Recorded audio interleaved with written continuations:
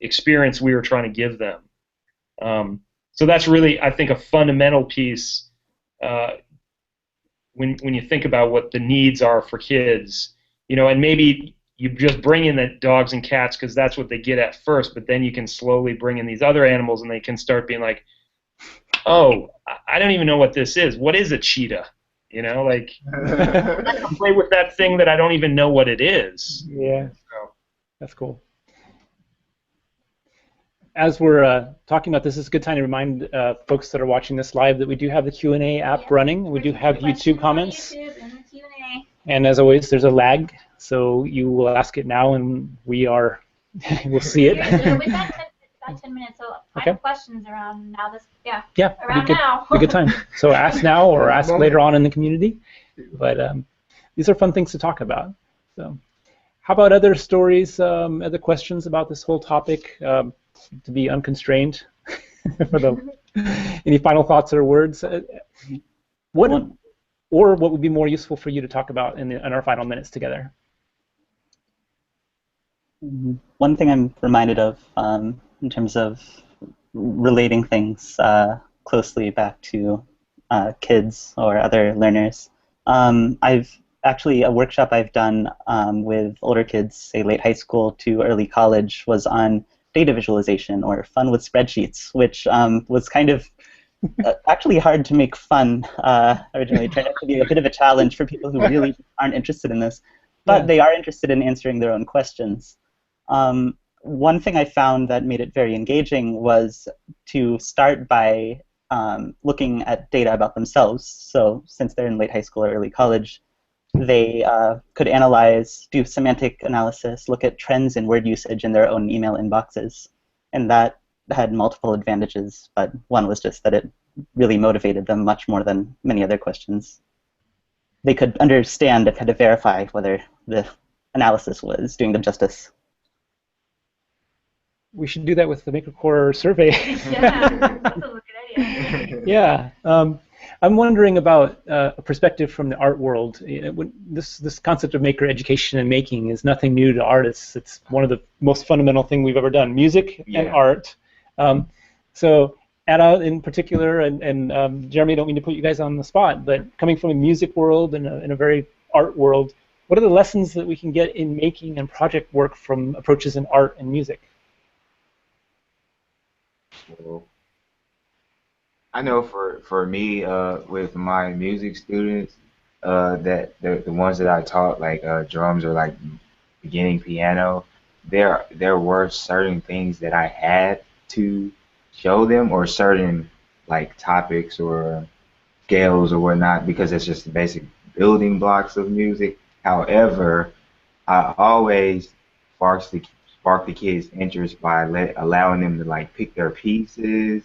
I would like create lessons around like their favorite songs or favorite sounds or rhythms, or like tell me a commercial or something that you hear, or give me something that you like. What if you could play like anybody, would you want to play like, or anything like that? And then I'll just shape the lesson around like that particular idea of whatever that they gave me. Yeah. So that's pretty much my approach. That's a really good point about the building blocks. And Jeremy's referring to all of these at different times according to what's needed at the time. And that's also what you guys are saying as MakerCore. We want the building blocks of skills so we feel more confident to provide microcontroller experiences or soldering experiences or sewing experiences or those sort of things. So. I guess to add to that, in terms of a tie-in with art, I always approach introducing new technology the same way that I would approach introducing any new medium. So it's just a process that will help achieve a certain creative outcome, and or explore a certain creative curiosity, not necessarily with a goal in mind. And that's sort of what my position is on it. And I also wanted to add that a lot of the times some of these projects generate from students' own, anecdotes or immediate concerns, such as one thing that's a really big deal right now with my 6-year-olds is they're all losing their teeth. And, a lot of this like exploration of how many teeth people have, and your reading about dentists, and it's just so much fun. And which processes are most appropriate for that arise from conversations that we have with them. So it's pretty organic, I guess. That's awesome. Yeah, I feel like with all this conversation, it goes back to something becoming theirs, so making it a project that's uniquely for the kids. And yeah, I think that's a really important thing. But back to the ownership idea, I think in my experience, I feel like it's okay for kids, who are 10, they're still trying to figure out themselves and everyone around them to want something to be uniquely theirs. And it could be a struggle when you're thinking about teamwork, but I think it's important to have those questions in mind when you're project planning. So can they keep the project themselves, or how can they make it and mold it to be theirs? Or if they're working on teams, are they working towards a client or a goal?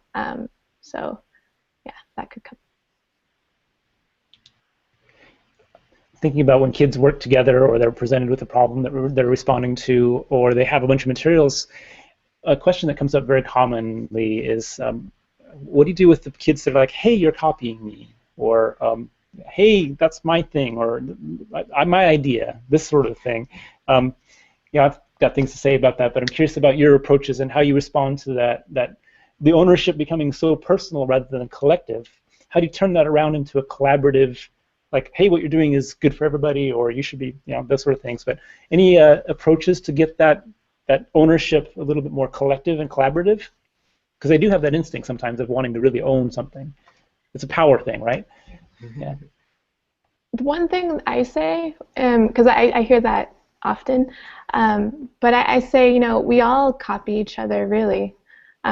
All artists they copy other artists, and when I'm writing a research paper right now, and I'm just like, well, I'm just copying all these other people's ideas and then meshing them together and putting my own idea on it, my own spin. So I tell them, guys, we all copy each other, and that's how we learn. So, and they seem to get that. And I even heard one of our girls, Stephanie, say like, oh, I'm not copying you, I'm learning from you. And I was like, wow, that was a breakthrough. I like to use the term inspired. You've been inspired by something. Definitely. And then you get credit. Like say, I was inspired by Nancy's sorting of the animals by types and you give attribution, and you develop this habit of setting a precedence for, I set up and planned this project based on these kids over there. They're going to be like, oh, this is based on what kids did, or I saw you guys do this last time. It made me want to provide this for you, or these materials. When you reflect back what you noticed about what they did, and you're responding to it, it is that, you guys inspired me. I'm copying basically what you were doing and playing, or what I saw one person make, but I was inspired by it to share it to everybody, and it becomes a flattering thing. Definitely. Yeah, I mean, I do something somewhat similar. I actually encourage kids. I actually say, copy as much as you can. Yeah. So that kind of takes it off the table. So anything you create, borrow ideas across the board. So people are doing it to you, you're doing it to them, and that over time you kind of see that changes that culture a little bit. Yeah. We have that in the mashup culture, artistically. There's always like great artists steal is the phrase, I believe. Yeah. And people want to go back to the very greatest attribution, but so many things are convergently arise in music. Oh my gosh. I heard a story on NPR the other day where a gentleman, country music person, had this haunting tune he shared, and the interviewer was surprised that it actually was 500 or 600 years old. It was a hymn. Wow. He's like, this is coming. He's like, yeah, I borrowed that. And now it's a modern country song. But that goes on in music all the time. There's only so many chords. Yeah. So much replication and reproduction. G, A, and D. 90% of the songs out there, right? Great artists steal, and we are makers, also artists, and we all steal and share and collaborate and inspire. So. Yeah. I think stealing can be a really good jumping off point too.